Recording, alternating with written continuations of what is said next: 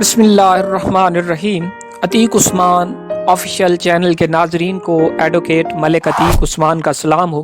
آج کی اس ویڈیو میں ہم سننے جا رہے ہیں کہ شہادت کون دے سکتا ہے یا ہو مے ٹیسٹیفائی، اور اس میں جو گواہوں کی تعداد ہے وہ کتنی ہوگی، اور جو عورت کی اگر کوئی شہادت ہے تو اس کا سٹیٹس قانون میں کیا ہے۔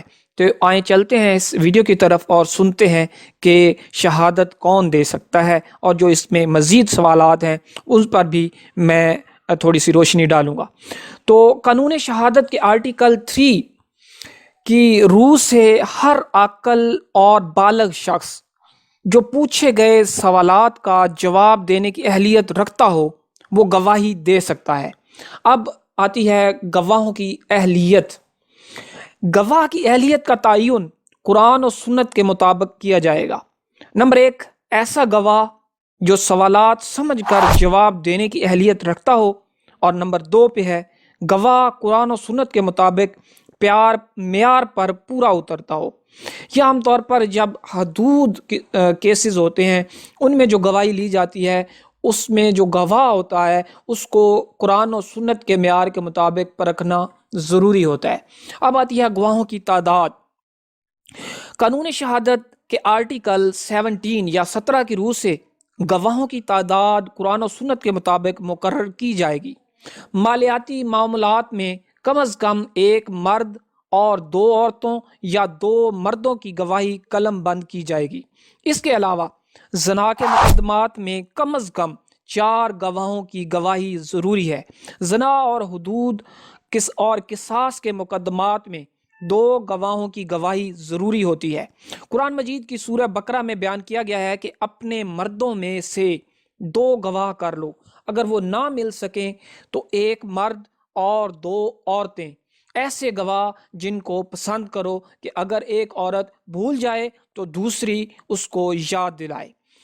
اس کے بعد جو عورت کی شہادت کا سٹیٹس ہے اس کے بارے میں قانونی ماہرین ڈسکس کرتے ہوئے کہتے ہیں کہ نمبر 1 پہ کہ قصاص اور حدود کے مقدمات میں عورت کی شہادت قبول نہیں کی جائے گی۔ نمبر 2، عورت کی گواہی پر قصاص اور حد کے مقدمات میں ملزم کو سزا نہیں دی جائے گی۔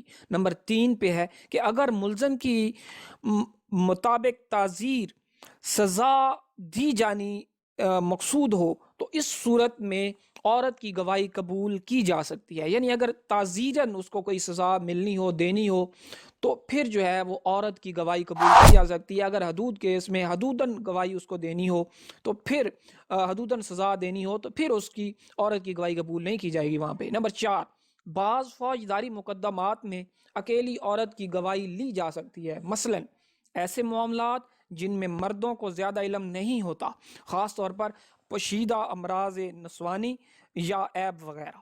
نمبر 5، مالی معاملات میں 2 عورتوں کی گواہی قبول کی جا سکتی ہے کیونکہ 2 عورتوں کی گواہی 1 مرد کے برابر ہوتی ہے۔ تو یہ تھا ہمارا گواہوں کے متعلق ویڈیو کہ جس میں ہم نے بتایا کہ شہادت کون دے سکتا ہے اور کون کون سے گواہ جو ہیں وہ شہادت دینے کے اہل ہیں، گواہی دینے کے اہل ہیں۔